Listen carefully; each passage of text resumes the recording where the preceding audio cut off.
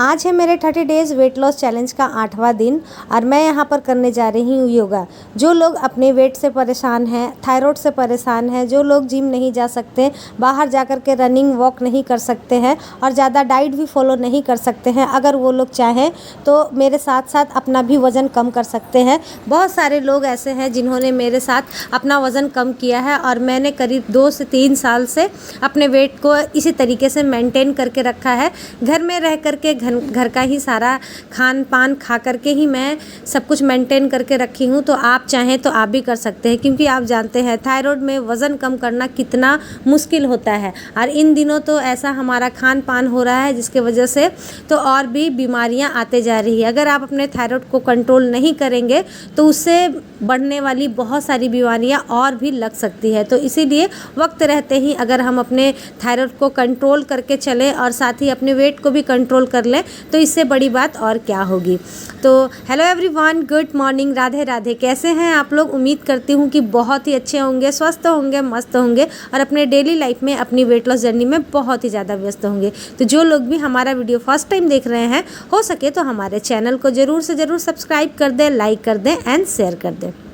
So friend, हर रोज़ तो मैं भी एक्सरसाइज योगा वगैरह नहीं कर पाती हूँ, लेकिन जैसे ही मुझे समय मिलता है मैं ये सारी एक्टिविटीज़ करने की पूरी कोशिश करती हूँ। क्योंकि जब घर में आपके बच्चे छोटे हो, आप पर डिपेंडेंट हो, तो आपको मतलब उतना मौका नहीं मिल सकता है। और मेरे घर में तो अभी गर्मियों का समय चल रहा है, मेरे घर में क्या सभी के घर में ना गेस्ट आना जाना आजकल इन दिनों लगा ही हुआ है। तो जितना भी मुझे टाइम मिलता है मैं करने की कोशिश करती हूँ। तो सुबह उठते के साथ जो हमारा होता है थायराइड में, देखिए मेडिसिन खानी होती है। जब तक आपका थायराइड क्योर नहीं हो जाता है, डॉक्टर नहीं बोलते हैं कि आपको मेडिसिन नहीं खानी होगी, तब तक तो आपको खानी ही होगी। तो उठते के साथ सबसे पहले मेरा काम यही होता है थायराइड की मेडिसिन लेना। उसके बाद फिर या तो गुनगुना पानी पीना या फिर नींबू पानी पीना या फिर धनिया पानी पीना, इन तीनों में से कुछ भी मैं पी लेती हूँ। कभी कभी मैं सौंफ पानी, ज़ीरा पानी, इन सभी को भी मैं ले लिया करती हूँ।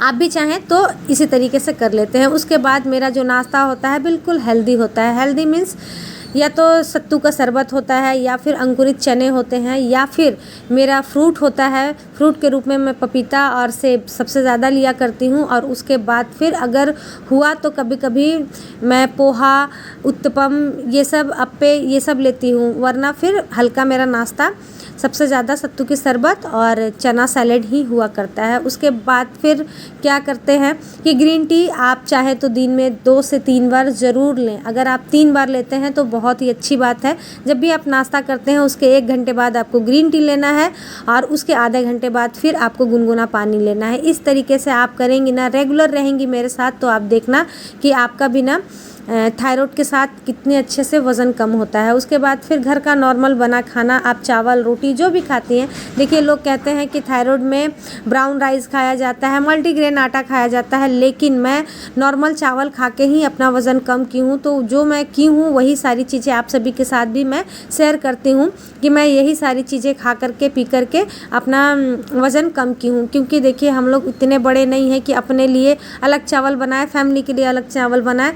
बस नॉर्मल मिडिल क्लास फैमिली से बिलोंग करती हूँ। जो घर में बनता है मैं वही सब चीज़ें खा करके ही अपना थायराइड भी कंट्रोल की हूँ और साथ ही वेट भी कंट्रोल करके रखी हूँ। तो आप लोग भी चाहे तो कर सकते हैं। उसके बाद फिर अभी करीब शाम का टाइम हो गया था और दोपहर के खाने के बाद भी 1 घंटे बाद मैं ली थी ग्रीन टी और उसके बाद फिर मैं ली थी और इस तरीके से सारा दिन मेरा बीता। अब शाम का टाइम हो गया है तो यहाँ पर शाम बत्ती दे लेंगे और साथ के साथ आप सभी के साथ एक बहुत ही हेल्दी सी रेसिपी शेयर करूँगी। क्योंकि इसके बारे में मुझे ना मोनिका पटेल जी ने कमेंट किया था कि सांभर की रेसिपी शेयर कीजिएगा, जो कि बहुत ही हेल्दी सी है।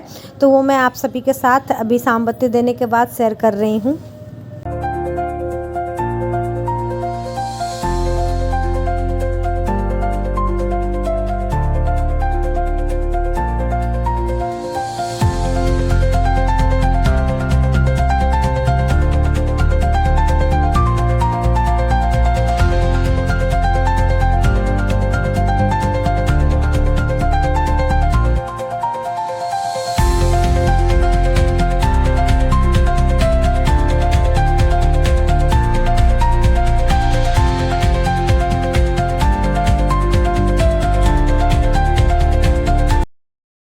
तो चलिए आप सभी के साथ ना बहुत हेल्दी सा सांभर की रेसिपी मैं शेयर कर रही हूँ। इसके साथ आप डोसे बनाकर खा सकते हैं, इडली बनाकर खा सकते हैं, चावल के साथ भी खा सकते हैं। और मैं तो बोलूँगी ना, किसी भी चीज़ के साथ खाने की ज़रूरत नहीं है, ऐसे भी आप एक कटोरे में लीजिए और खा लीजिए। इससे क्या होगा ना, ढेर सारी सब्जियां आपके अंदर जाएगी और ज़्यादा तेल मसाले बिल्कुल भी नहीं जाएंगे और इससे आपका ना अच्छा खासा पेट भी भर जाएगा। वैसे तो मैं यहाँ पर सूजी की इडली बना रही थी, आप चाहे तो चावल दाल से जो बनती है ना वो भी बना सकते हैं और दोपहर के लंच में, रात के डिनर में आप खा सकते हैं। लेकिन याद रखिएगा, थायराइड में ना जितना आप जल्दी खाना खा लीजिए उतना ही आपके डाइजेशन के लिए अच्छा होता है, क्योंकि थायराइड की वजह से ना हमारा डाइजेशन सिस्टम ना ख़राब हो जाता है, जिसके वजह से ना हमें बहुत ही प्रॉब्लम होती है। तो इसीलिए ना थायराइड में कहते हैं कि इंटरमिटेंट फास्टिंग ज़रूर से ज़रूर करें। तो चलिए यहाँ पर मैं बना ले रही हूँ इडली और उसके बाद फिर सांभर की रेसिपी भी आप सभी के साथ शेयर कर रही हूँ। तो यहाँ पर मैं ले ली हूँ कुछ सब्जियाँ, जिसमें कि गाजर है, प्याज है, आलू है, टमाटर है, हरी मिर्च है, लौकी है। आपके घर में और भी कुछ भी सब्जियाँ हो उसे भी ले लीजिए। जितना हेल्दी सब्जी रहेगा ना उतना ही ज़्यादा अच्छा रहेगा। और तेल मसाले फ्राई वगैरह करने की बिल्कुल भी कोई भी ज़रूरत नहीं है। देखिएगा, मैं बहुत ही सिंपल तरीके से बनाऊँगी और बहुत ही ज़्यादा डिलीशियस बनकर होती है ये तैयार। आप एक बार मेरे कहे पर ना बिल्कुल इसी तरीके से बनाकर देखिएगा और फिर मुझे कमेंट करके ज़रूर बताइएगा कि दीदी कैसी बनी है। तो चलिए मोनिका जी रेसिपी शेयर करते हैं। तो यहाँ पर भाई जो भी सब्जियाँ थी मेरे पास मैं उसे डाल दी हूँ। उसके बाद फिर यहाँ पर जो हम लोग रेगुलर दाल खाते हैं, यानी कि मूँग और अरहर की दाल, तो मेरे घर में ना मिक्स करके ही रखा हुआ रहता है, तो मैं इन दोनों को ले ली हूँ। उसके बाद फिर आवश्यकता अनुसार यहाँ पर मैं पानी डाल ली हूँ। उसके बाद फिर इसमें मसाले के रूप में मैं डालूँगी हल्दी पाउडर और उसके बाद फिर थोड़ी सी मिर्ची, ज़्यादा तीखी मैं नहीं बना रही हूँ। और उसके बाद फिर यहाँ पर मैं डाल दूँगी सांभर मसाला 2 चम्मच, ज़्यादा डालने की ज़रूरत नहीं है, 2 चम्मच ही डालिए, लाइट ही रखिए ताकि आप डिनर में भी इसे खा सकते हैं। और उसके बाद फिर हम डालेंगे इसमें स्वाद अनुसार नमक और उसके बाद फिर इन सभी को कर देंगे मिक्स जैसे ही हो जाएगा आप देखें ना तो मैं फ्राई की, ना ही इसमें तेल वगैरह कुछ नहीं डाली, बस गैस पर चढ़ा दी, 5 से 6 सीटी आया। उसके बाद फिर यहाँ पर मैं कर ली हूँ तड़के की तैयारी। इतना सा ही है ऑयल, इसमें मैं 2 चटनी में भी डालूँगी, तड़का लगाऊंगी और साथ के साथ इसमें जो बच जाएगा ना उसे मैं सांभर के साथ भी इसमें तड़का लगा दूंगी। तो देख लीजिए, थोड़ा सा ऑयल मैं चटनी में डाल दी हूँ और बाद बाकी जो बचा हुआ है उसे मैं डाल दूंगी सांभर के साथ। तो हो गया ना हमारा एकदम हेल्दी सा सांभर बन कर के तैयार। और ये तो भाई हमारे लिए बहुत अच्छा भी होता है, चटपटा भी होता है।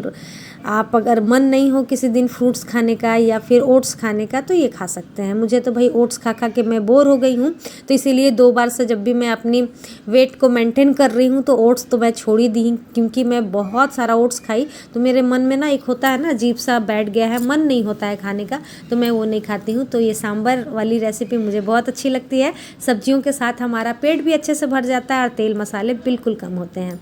तो ये छोटा सा व्लॉग आप सभी को कैसा लगा, ये रेसिपी मेरी आप सभी को कैसी लगी, कमेंट करके ज़रूर बताइएगा। और मिलते हैं फिर से नए व्लॉग के साथ, नई बातों के साथ, नई उम्मीदों के साथ। आप लोग हमेशा इसी तरीके से खुश रहें, मस्त रहें, तंदुरुस्त रहें। अभी के लिए यहीं तक, कल फिर मिलते हैं। Bye bye.